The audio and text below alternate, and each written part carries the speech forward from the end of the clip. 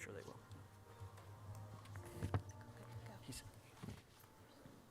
Good afternoon, everybody, and thanks for joining us for this session. Hopefully everybody had a nice lunch. I'm Lynn-Ann Bolton. I'm one of the salespeople on the commercial team. I've been here 9.5 years, so certainly thank you all for being customers and welcome to JNUC. I'm pleased today to introduce, he's actually a colleague of mine, Jaron Bradley. He's the director of Threat Labs here at Jamf, and he's going to talk a lot about Mac and Mac detection and all the things we have to worry about on our Macs as we're using them in our enterprise environment. So warm welcome for Jaron.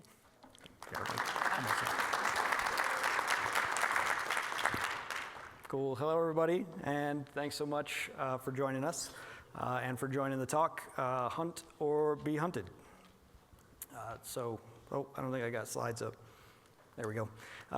Again, my name's Jaron. So I'm director at Threat Labs for the macOS team. So we spend a lot of our time looking at the macOS threat landscape, looking at who's attacking who, looking at what malware is out there that's going both detected and undetected, and trying to make sure that whatever that be, it's covered by our product. It's covered by Protect, and that we're keeping individuals safe that are using our product.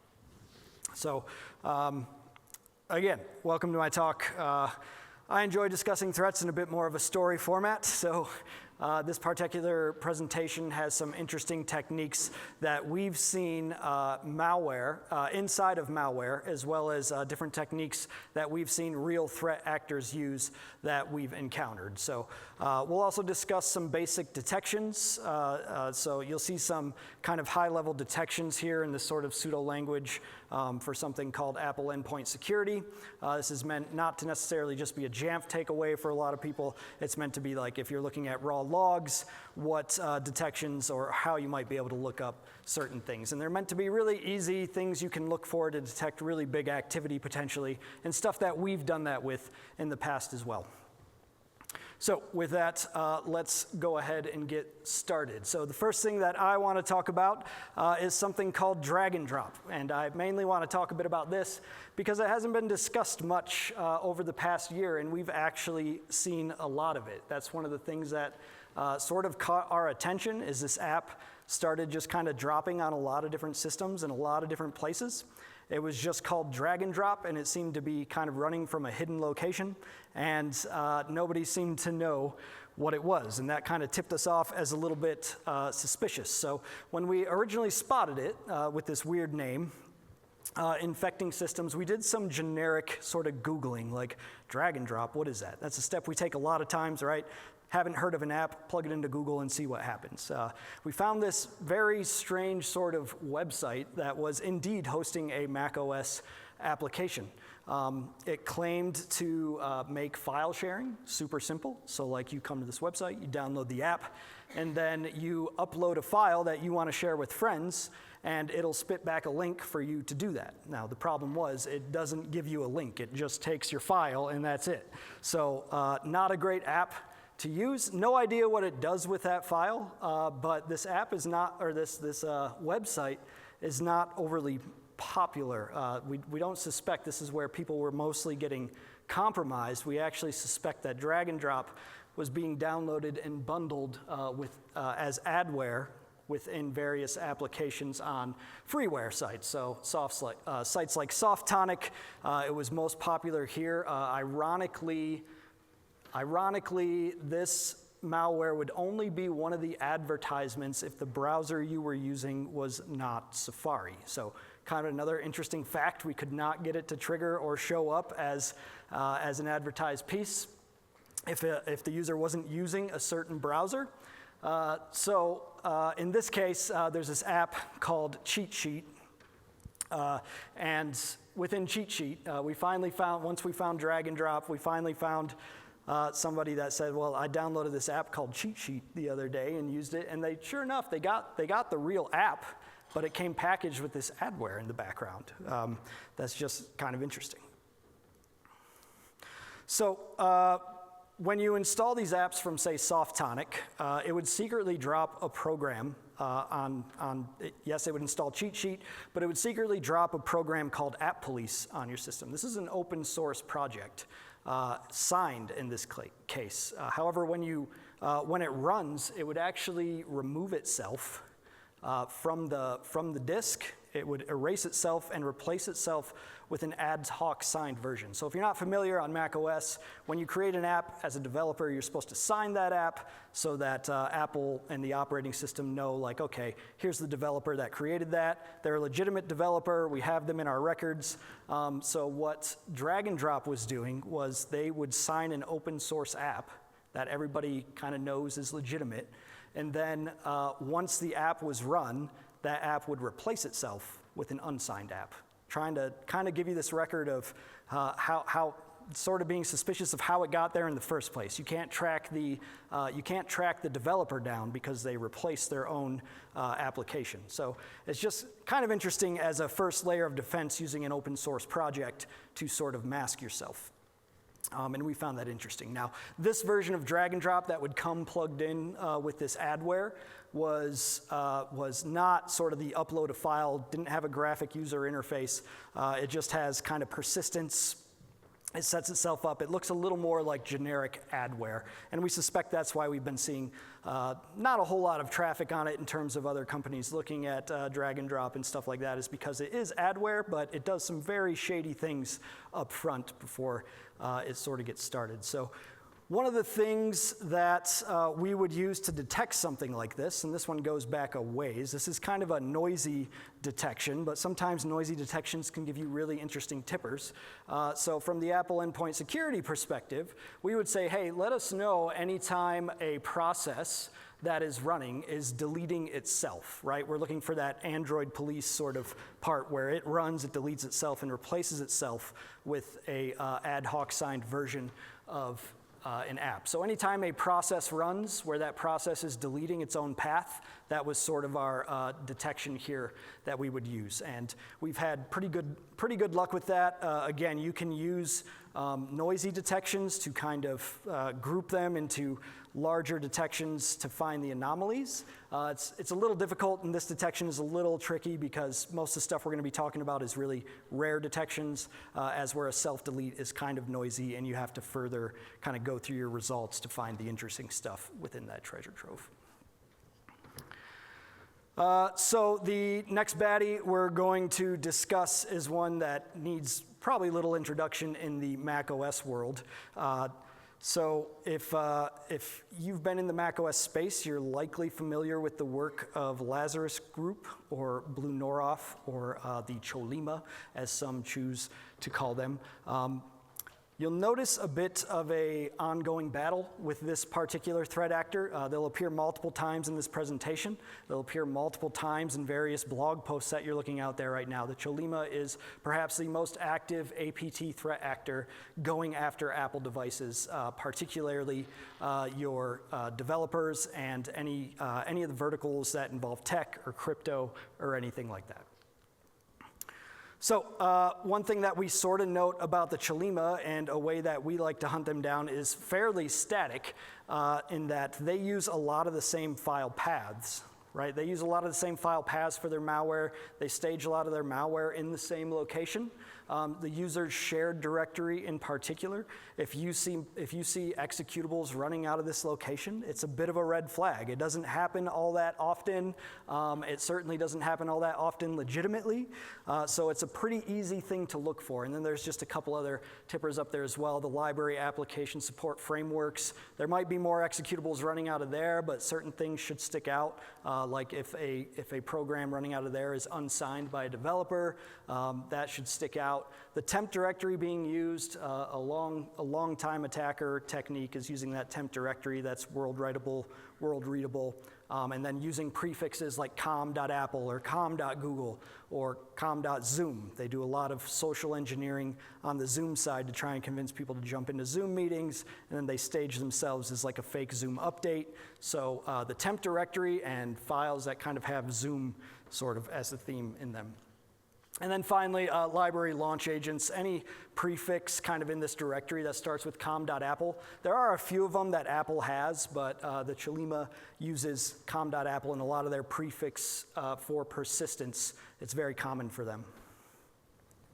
So we detect this by looking for, like I said, anytime really one of these executable paths of a given created process runs. Again, it's pretty static, but it's a really easy way to kind of check your boxes and make sure you're monitoring for some of these obvious locations. So users shared, and then any other ones listed as well. And you can do that with pretty simple regex most of the time.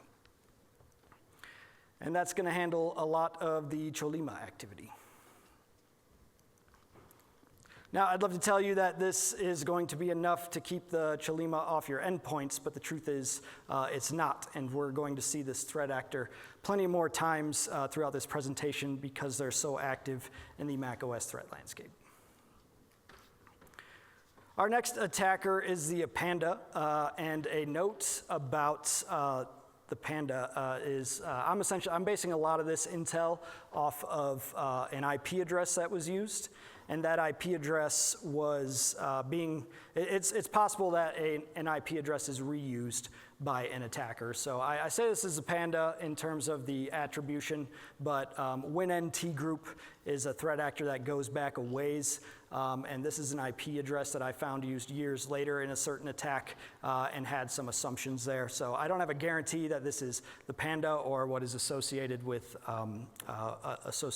the Chinese government APT threat actor, but the IP address lines up, and that was it in this case. So I've spoken myself in the past about this particular threat actor and a technique that they use. So consider a scenario where an attacker has convinced a user to detonate malware. That malware drops persistence, right? It's going to ensure that anytime it runs or anytime it installs on a system that it's able to re-execute. If the system's restarted or if the malware dies, so they're going to drop a launch agent most of the times. And there's a little bit of talk about this in the keynote as well with time-stomping. And that's the technique used by this threat actor. So they do this time-stomping by running touch-R a lot of times, or at least this is the technique that we observed them using. They run touch-R, and it's going to take the timestamps of one file, theoretically one that's been on the system already prior to their intrusion, and it's going to apply that timestamp to their malicious file. And just from the perspective of incident response and forensics in general, this can often make it harder to just find a file that's associated to malware. If you're doing traditional timeline forensics, it can be a bit trickier. If you're doing more EDR type stuff, looking in your SIEM and doing log analysis, this is going to help more than it's going to hurt because that's not going to affect anything there. And if you're looking for a command like this being executed, you'll likely find it, and they'll tip you off to that. So one of the funny things, though, is that this technique no longer works with the APFS file system. I've not done the digging into why, but it doesn't. So instead, what happens is the change timestamp of the file, if you were to run this same touch-R command, that change timestamp instead would be updated. The metadata of the file gets updated, and therefore the operating system sets the change timestamp to the time that that technique was attempted. So kind of an interesting tidbit. That wouldn't be so interesting if it weren't for the fact that we are still seeing threat actors use this technique, despite the fact that it doesn't work. Now, what that means is it makes it a wildly easy technique to look for and monitor for because you know your legitimate software should not trigger this detection, right? Because it doesn't work, it doesn't do anything. But in a recent piece of Chilly Malware that we analyzed, we saw that they had this built into the functionality upon the install. So they clearly haven't tested it, or else they would have seen that it doesn't actually do anything.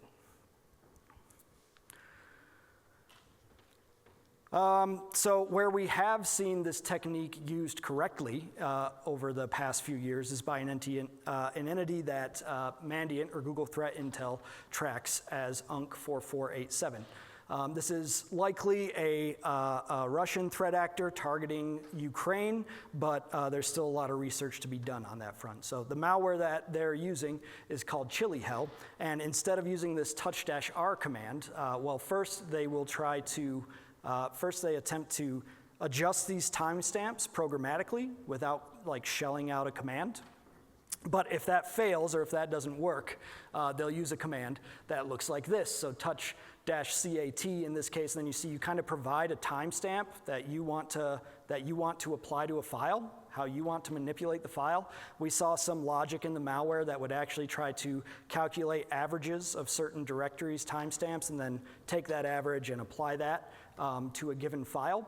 But basically this is what they do. So from with the cat command, that's going to end up modifying the access timestamp specifically, and it's going to change that. With another command, cmt, that's going to modify and the birth timestamp. What I think is particularly interesting about this is that birth timestamp on macOS is supposed to be pretty reliable. If you take the birth timestamp of a file, that is supposed to be like the true time it was created. But because the operating system sees that the modified timestamp is set to an earlier date than the birth timestamp, it will also update the birth timestamp. So somewhat problematic, really, from an incident response perspective, but the reality we're dealing with. So if we kind of look into the process of how to detect something like this, once again, we can sort of use a simple exec command. Detecting file timestamp manipulation can get very complex. It has to be done programmatically, and it has to be done in a much more kind of official way. So instead, for the purposes of this talk, we can sort of just focus on what can we look at from the exec perspective. We can look for when touch is executed, and the name of that, and the name of or any of the arguments that we kind of listed show up inside that touch command. So -a, -m, -r, you're looking at the access being changed, the modify being changed, or that touch -r command is being used to try and steal the timestamps of one file and apply them to another. Again, it doesn't work. It's an attacker mistake, but as I'll get to in a second, those can be decent things to threat hunt on. I do have some animations that aren't showing up correctly, by the way. You could just ignore those, probably because I built this on an M1 and I'm trying some old Keynote techniques here.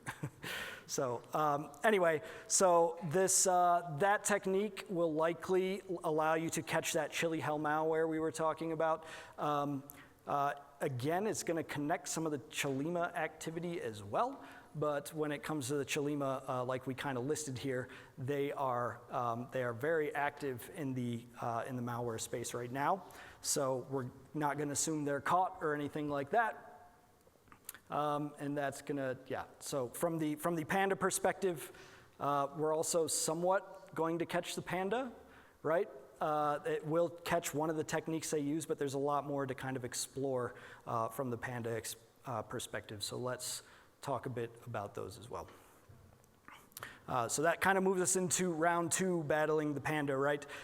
One of the more Mac-heavy commands that I've seen the Panda run is that of DNS-SD. I like talking about this one a lot because I don't see it a whole lot in the threat landscape or people talking much about it, but it's basically a way to use Bonjour to try and find out what services are available on the network. So for example, you might do like an Nmap scan, right? Like that, a giant port scan of the network a lot of times. If you end up on a network and you want to know more about it, with Bonjour and this awesome Apple technology, which is always a double-edged sword, you don't have to scan the whole network. You can instead let essentially the network come to you. So you run Bonjour and you say, hey, is anybody else on this network like broadcasting the fact that they're using SSH?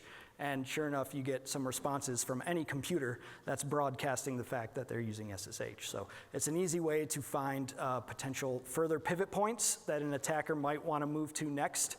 And this is built in. So if you enable SSH on your computer, whatever network you're on, you're telling that whole network that your SSH port is open. So again, double-edged sword, also very handy in many different circumstances as well. So I spoke a little bit about attacker mistakes earlier. Again, these are really easy things to hunt on because legitimate software won't trigger false positives generally when it comes to attacker mistakes. So a command like what we've seen this particular threat actor do in the past is running something like netcat, right? So netcat is on macOS. It does work. But here you can see that the threat actor tries a bunch of different options for executing a shell over that netcat session, or running bin sh, bin bash, whatever it be. Now, this is a problem on Linux. Many different Linux distributions include this -e switch that lets you run a shell over a network connection. But the BSD version of netcat that is built into macOS does not allow for that. So the attacker probably tried this for 10, 20 minutes before they realized, oh, like this is a Mac and it doesn't have that. So don't ignore things that don't actually work, because attackers don't always know those things don't work. So it makes them really good things to look for and tip yourself off to. So from the detection perspective on this side, we're going to be looking for anytime, once again, a process runs, and we're just going to look for, on one hand, we can look for the DNS-SD command, right? And we can pick that up being run. That by itself is almost a complete detection. Is anybody using bonjour from the command line, right? Because there's not many people that do, and there's not even many people that know about it besides for malicious actors. And then you can also, look for where netcat is one of the programs being executed. And basically you want to look for if they're using a switch that doesn't exist, that might exist on Linux. And that's another easy way to pick things up.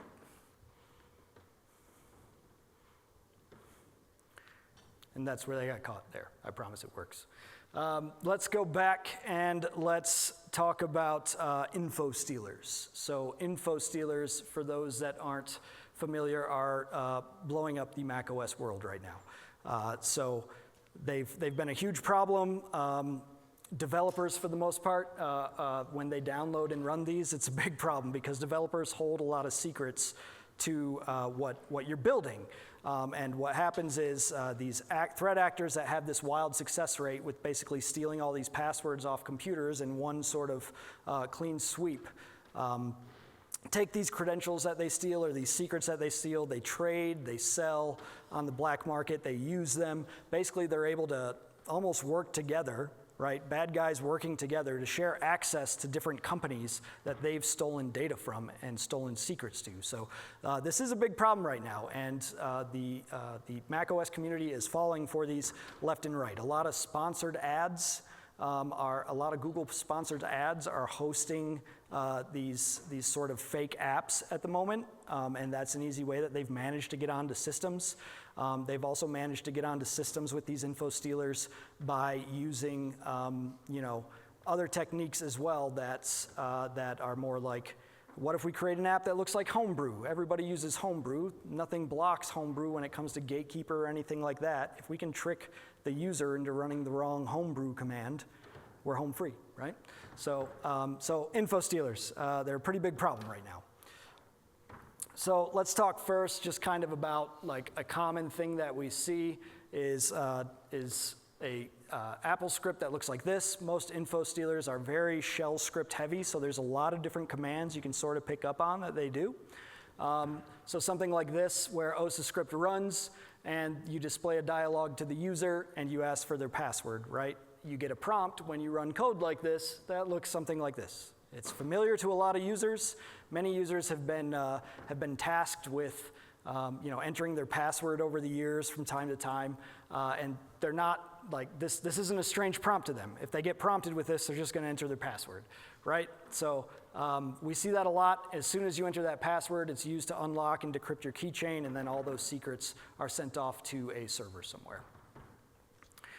On that sort of same front, another thing that, and from the detection perspective, it's that simple. And in Jamf Protect, we have detections like this for you, where we're saying anytime that AppleScript runs, and that AppleScript contains the word password, throw a detection. Now, the problem with this is we do also notice there are a lot of Jamf Pro scripts out there that take advantage of this same technique that attackers are, right? So my advice would be to find a different approach. I don't think you should necessarily be asking users to enter their password, where that password can then be seen in plain text by the app where it's being entered. I would say try to find a different workflow. If you're throwing these prompts at your users all the time, they're going to fall for it all the time when it's malicious as well. So just be aware of that. Another detection that we can take away from info stealers that are pretty simple are when info stealers try to determine whether or not they're in a virtual environment or an anti-debugging check. That looks something like this, where they'll run code up top that kind of says, hey, if this mem data or this system profiler data contains QEMU or VMware, like this is a virtual environment and I don't want to detonate because I'm going to give away all my secrets. So instead, I'm just going to delete myself and pretend like this never happened because clearly somebody's onto me. So anytime AppleScript is the program and then the args contain QEMU or VMware, there are a number of other anti-debugging strings you can look for as well, but these are two fairly reliable ones that a lot of samples have used over the past few years.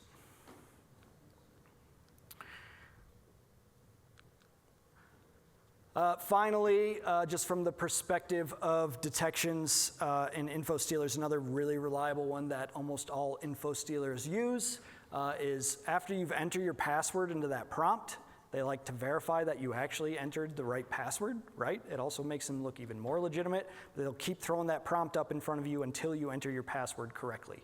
Now, from a shell script perspective, you can do that verification using DSCL. And using this auth only, right, where you take the username and then you take the password and you pass them to DSCL and you make sure that those are the correct credentials that were entered. So that works the same way. Look for when DSCL is executed and where the arguments contain auth only. Again, a lot of info stealers are using this technique just to kind of verify, hey, I've made it this far. I want to make sure I'm making off with the right password, or else this whole point was, this whole attempt was pointless. So that's a bit about info stealers. 3 different techniques. Again, there's quite a few other processes you could pick up on. Info stealers are very noisy. When you find one of them, 100 more show up. That is a problem. So you catch them and you figure out how to kind of eradicate that problem, and then suddenly there's a bunch of new ones that use an entirely different approach. So teach your developers in particular to be very careful, because that is what attackers want the most. They want your developer secrets. They want your developer tokens, your AWS tokens, whatever's buried in that keychain is very desired by attackers out there that are sharing this data with each other. All right, so let's turn our eyes back to, no surprise here, the Chilima again, because once again, when it comes to most dangerous threat actors on macOS, I would argue this is the one that immediately comes to mind. So they're very good at social engineering, very good at malware design, very good at data theft, crypto theft. So before we get to the end, I just want to talk a bit about more activity that this threat actor has sort of been up to.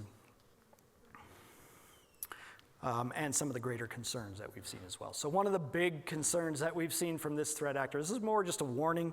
There's not going to be a detection slide on this because this is very complex. But if you've ever heard of Flutter, the framework that allows you to build an application, and that application will now be portable to iOS, to Android, to macOS, right? It's a cross-platform framework that basically lets you build code and then compile it for many different platforms.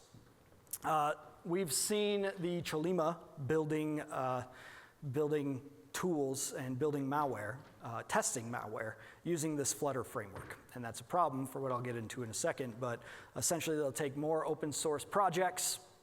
We saw one where they took Minesweeper and like an open source Minesweeper project that was written for this Flutter framework, and then they embedded some of their custom malware into that Minesweeper app. Now, we believe that was just a test to see what Flutter does when you compile the application, because what actually ends up happening is very, very complex. Flutter is a very advanced framework that essentially, instead of taking the code that you develop and placing it inside of the main app payload, it will place it inside of a shared library, and that shared library is nearly encrypted, right? So there are multiple steps that just are inherently what feel malicious about Flutter. Again, it's not. It's a great framework used for building applications, but it does some very low-level stuff that makes detections difficult.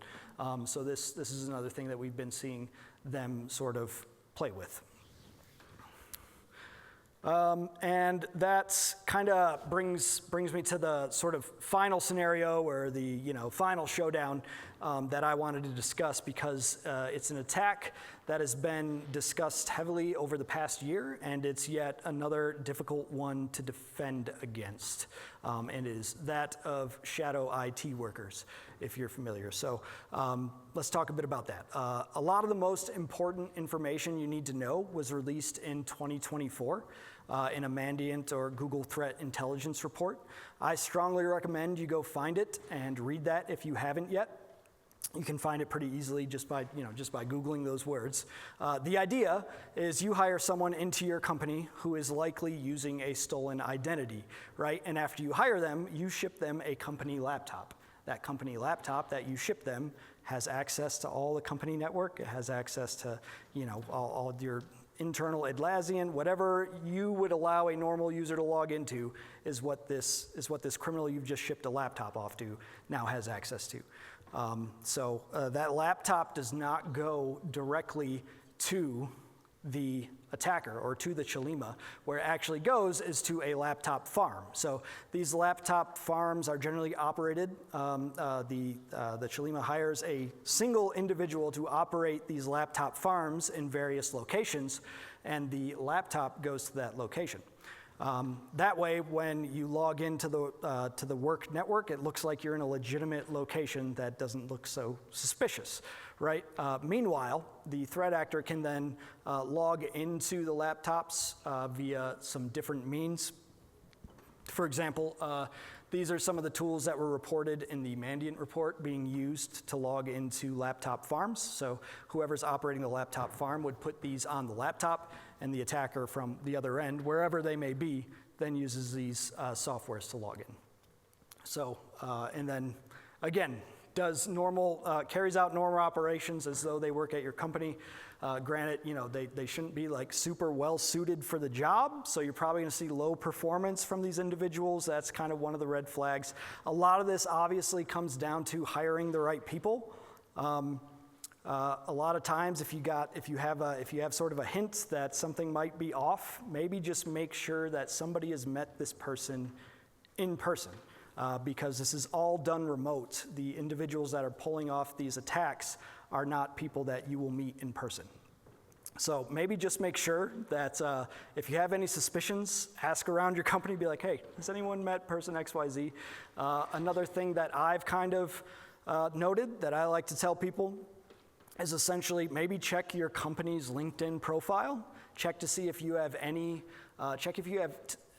working at your company on your LinkedIn sort of company profile where there's two of them, and say maybe one of the images on those looks like a copied image with low resolution, because that might be an individual you want to check if somebody has reached out and pretended to be them and said, hey, my laptop broke, whatever, I need you to ship me a new one, I moved, I live here. Stuff like that. So those are more things to look out for. But these software in particular, anything that allows remote control of a desktop is also problematic in this particular scenario. Another noted technology is AstroVPN, and I note this one because it's a little more rare. You shouldn't have a ton of users that are probably using this. You might, it's possible, don't get me wrong.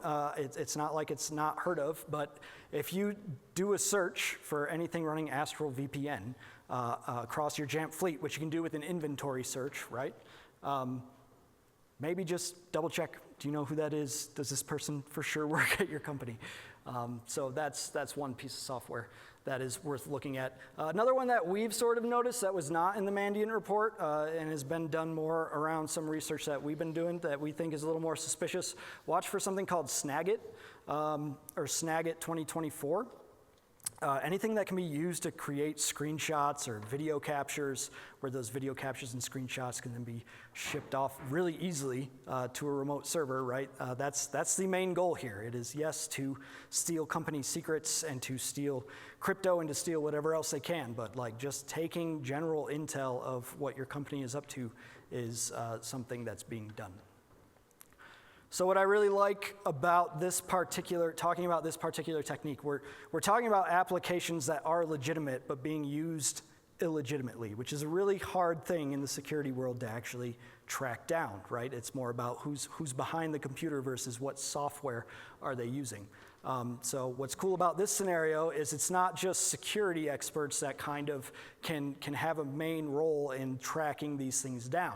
There's also, any Jamf admin can also do some generic help with this topic or even kick off an investigation into this topic with some of the advanced computer searches you have in Jamf Pro. So for instance, you can do a search for AstroVPN and you can just leave it at that. Just check how many computers are running AstroVPN. Are they legitimate? Should I reach out to that user to see if they're legitimately using AstroVPN? But you can pair that with ands and ors, right? Pair that with, okay, are there any computers in my fleet that are running AstroVPN and, sorry, I kicked past that, that are running AstroVPN and Snagit 2024, right? If I see two computers, or if I see any computers that have both those apps, I might be a little more concerned. Pair that also with, do you know your company uses Chrome Remote Desktop? Should anyone at your company be using Chrome Remote Desktop, right? Just pair that with some kind of investigative questions and take it from there. The new advanced search, or just doing an advanced search, can kick off a lot of various really interesting things if you know what you should be looking for. There's a lot of animations in this slide, so I don't know what's going to work and what's not. But again, strongly recommend you visit that Mandiant report from 2024 because it's a great introduction into that entire topic. For those that want more and are interested in more, I do have with me here at JNUC, I've been working on a book for the last year and a half called Threat Hunting macOS. I include a lot of the stories from investigations that I've done and from various intrusions that I've seen and handled, and I include those in this book, as well as trying to get people off the ground when it comes to endpoint threat hunting. How do we start that? Where do we get started? What are some of the basics? All the way to kind of the more advanced topics of how the operating system works and what that looks like from a security perspective. So if anybody is interested, this book is not out yet. It technically comes out in 2 weeks, but I do have copies here as I picked it up from the printer like 3 days ago. So I do got copies, and I will have them over at the Threat Labs booth. If you have any further questions just in terms of the threat landscape or any of this stuff, I'm also happy to talk about that over there as well. And that is my presentation. Thank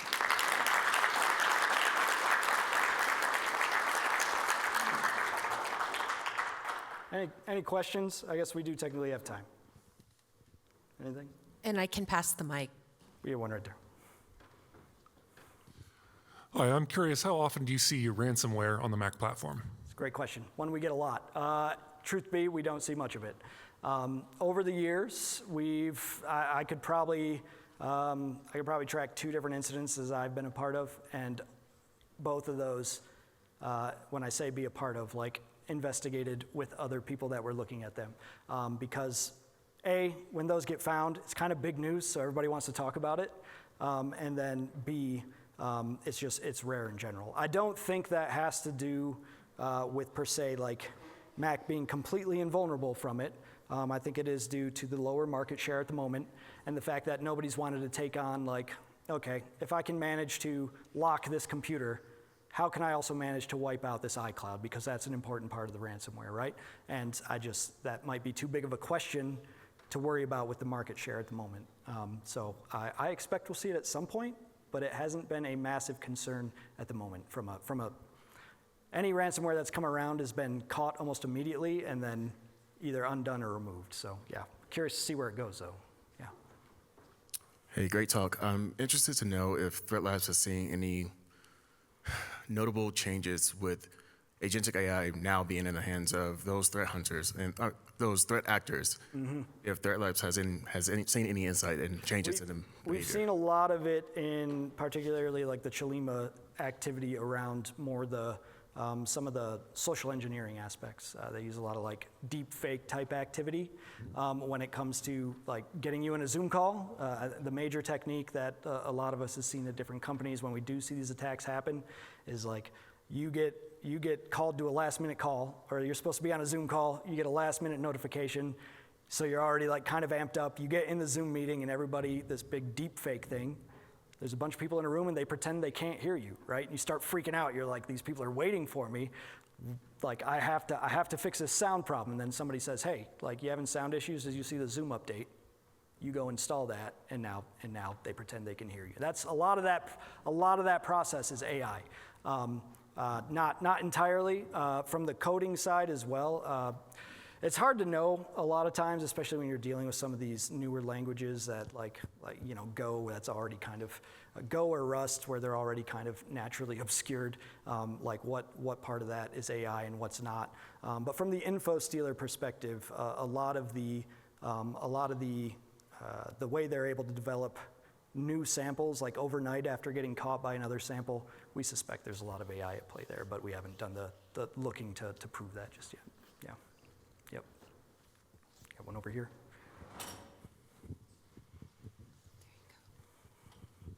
Thank you for this. Yep. You mentioned Snagit. Obviously, that's a pretty industry standard screenshotting software. Mm-hmm. In what ways do you look for it being used maliciously? Yeah, and that's a great question because, yeah, there's nothing inherently malicious about Snagit, like you're saying, right? It's more so where, with something like Snagit, say, there's often a paid subscription to one of those, right?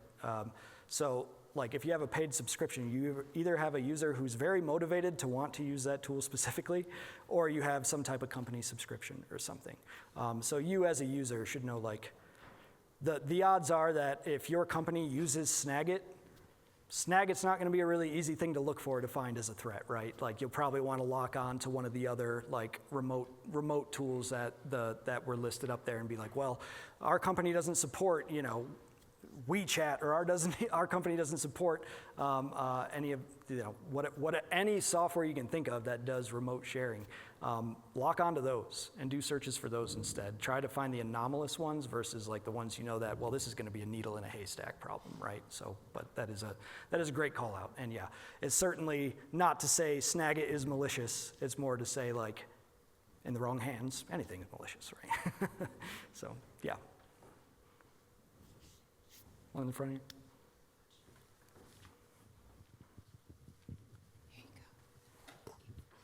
Hi, thanks for a great talk and gorgeous slides. Thanks. I wanted to ask you, do you recommend to hold a training for HR specialists to let them know about these fake interviews and fake hirings, and what kind of training it should be?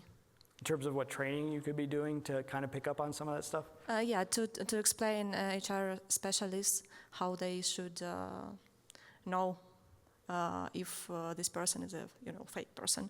Yeah, that is a tricky question.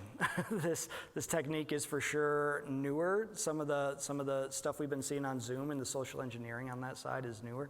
There's a lot, and that's not just necessarily Apple specific either, right? So you're more so maybe best off setting up your own training for your employees and being like, here's what threat actors are doing. Here's what you need to be on the lookout for. Like, don't assume because it's a Zoom meeting anymore that it's necessarily safe. Like, this is what's going on in the threat landscape, and people are falling for it left and right. That's a difficult question, a difficult problem to answer without like setting up something for yourself and explaining to employees. Again, especially those in your tech space, the people that would be taking these meetings and have good secrets on their laptops for your company, like, find a way to get a hold of those people, because they're the people that, A, they think they're invincible, right? They're on computers every day. They think they know them left to right, which they do, but they also think they're a bit invincible from just the security perspective. So, like, yeah, I think that'd be more of a, like, figure out a company plan for and sit down and find it out. Yeah. Yeah, absolutely. If you have the ability, so the question is, if you do an in-person interview, is that a way to kind of sort of fix this problem? And the answer to that is yes. Again, like, these people are not showing up in person. They're showing up like all over the board for companies saying that I work remote. Here's the reason why I can't meet you in person. Look for those excuses. Push for it. If you really want to hire somebody, you really feel they're right for the job, push for a reason that you want to meet in person. If they're still saying no, you don't even have to do it. Just see if they agree to meeting in person, right? But if you have met this individual face to face, you are generally safe from this problem. Yeah. Yep. And just a reminder, if you have more questions, there is a Threat Labs Jamf booth. booth and Threat Labs booth, so go seek them out. Cool. Thank you, everybody. Thanks, everybody. Appreciate it.